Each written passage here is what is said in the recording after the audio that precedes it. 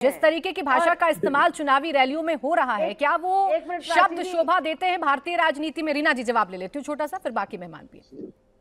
जिनको हिंदी का इतना ज्ञात हो, वंशज होते जो मेरा आने वाला वंश है, तो भाषा पर वो प्रवचन दे रही हैं जिनको वंशज शब्द का अर्थ भी नहीं पता है। इसी से आप समझ सकती हैं।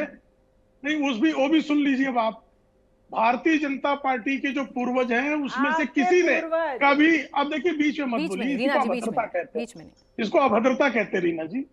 भारतीय जनता पार्टी के किसी पूर्वज ने कभी भी मुस्लिम लीग के साथ कोई समझौता नहीं किया।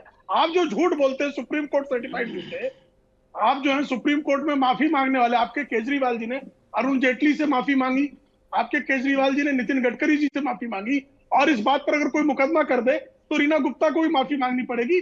आज जो आप प्रसंग बता रही हैं, डॉक्टर श्यामा प्रसाद मुखर्जी ने कृषक पार्टी के लोगों से समझौता किया था, मुस्लिम लीग से नहीं। और मुस्लिम लीग से बंगाल में लड़ रहे थे। मुस्लिम लीग कांग्रेस की पैदाइश थी, कांग्रेस के मंच पर मुस्लिम लीग का अधिवेशन होता था, ये इतिहास है। मोहम्मद अली जिन्ना कांग्रेस का नेता था, मोहम्मद अली कांग्रेस का नेता था, शौकत अली कांग्रेस का नेता था, सुहरावर्दी पहले कांग्रेस में हुआ करते थे, लियाकत अली पहले कांग्रेस में। तो मुस्लिम लीग का जो निर्माण है वो कांग्रेस से ही हुआ था, और उसी कांग्रेस के चरणों की शरण श्रीमान अरविंद केजरीवाल, जो कल तक कहते थे सोनिया गांधी को जेल में डालो, जो कहते थे शीला दीक्षित को जेल में डालो, उन्हीं के चरणों की शरण में है। और जब चरण सिंह चन्नी गालियां दे रहा है तो रीना गुप्ता जी के मुंह में इतनी भी शक्ति नहीं है कि चरण सिंह चन्नी के खिलाफ जो है एक शब्द बोल दे।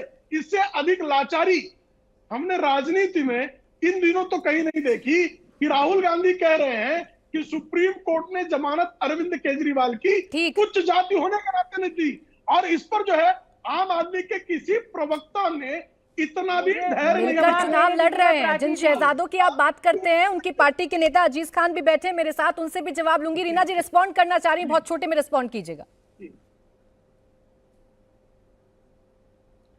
देखिए, प्रेम शुक्ला जी को झूठ बोलने की आदत है, झूठ बोलो, बोलते रहो।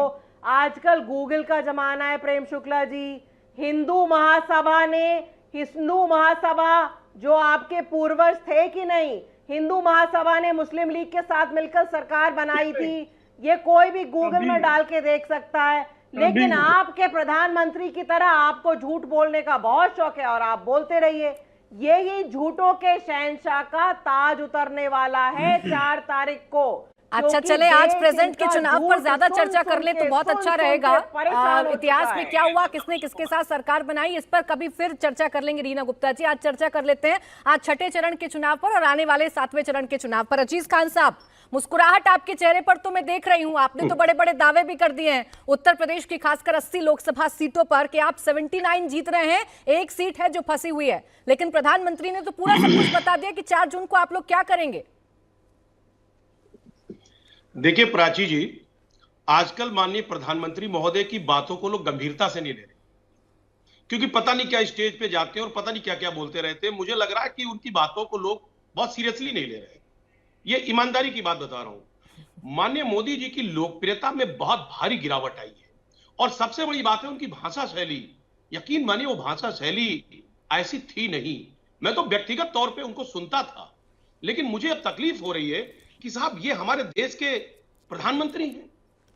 आज उनकी छवि किस कदर पूरी दुनिया में जा रही है कि एक देश का प्रधानमंत्री जब स्टेज पर जाता है तो पता नहीं क्या क्या बात करता है। आप समझिए, मंगल सूत्र चोरी कर लेंगे और साहब भैंस खोल कर ले जाएंगे और पता नहीं क्या क्या। एक बात आप समझ लीजिए, प्राची जी, बड़ा इंपॉर्टेंट है कि वो क्या कहते हैं कि तेज हवा चुपचाप गुजरती रहती है, तेज हवा चुपचाप गुजरती रहती है और सूखे पत्ते शोर मचाते रहते हैं। एक बात आपको समझ लें, स्पष्ट हो गया पूरे देश में हालात जो बीजेपी के वो स्पष्ट हैं। आज स्थिति क्लियर है, आप किसी भी स्टेट में उठाकर देख लो, आप हर स्टेट में बीजेपी पूरी तरह से फ्लॉप हो गई।